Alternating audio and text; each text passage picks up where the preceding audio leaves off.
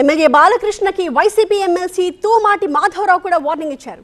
తమ నాయకుడి జోలికి వస్తే సమాధానం వేరేలా ఇస్తామన్నారు. మీ పార్టీలో కూటమిలో ఇబ్బందులుంటే మీరు చూసుకోండి తప్ప తమ నాయకుడి గురించి ఇంకోసారి మాట్లాడితే ఊరుకునేదే లేదు అంటూ ఆగ్రహం వ్యక్తం చేశారు.